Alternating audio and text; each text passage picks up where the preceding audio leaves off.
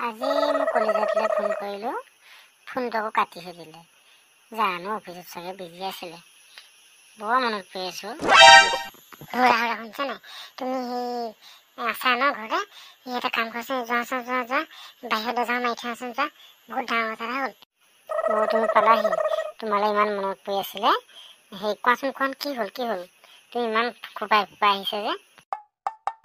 কি ক'বা আৰু, বহুত দুখ লাগিছে। তোমাক চাগে আৰু মই নিজৰ কৰিব নোৱাৰিম আৰু, গম পাইছানে? বৰ দুখ লাগিছে মোৰ। কিয়? কি হ'ল? মাহঁতে চাগে মোক অপছন্দ কৰিছে ন? সেইটোৱে হ'ব চাগে, ক্ষীণ-মীন মানুহ। নহয় অ', মাহঁতে অপছন্দ কৰা নহয়। মই ডিউটি থকা সময়ত তুমি ফোন কৰি দিছা, সেইটোৱে মেইন কলি হৈ গ'ল, জানা নাই? কিয়? আজি কোনোবা বছ আহিছিলে নেকি? মই ফোন কৰিলোহে তোমাৰ বছে বেয়া পালে।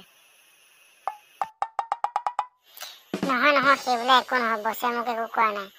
হেৰি কৰা, শুনা, তুমি দৰ্জাখন মাৰি থৈ আহা, যোৱা। পুলিচ চাগে মোক বিচাৰি তোমাৰ ঘৰলৈকে আহিব, গম পাইছা নাই? সেই মাহঁতক নক'বা আকৌ, মোৰ ভিতৰতে সোমাই থাকিম চাউণ্ড লৈ দেই। তোমাৰ বস্তু ইমান বেয়া নে?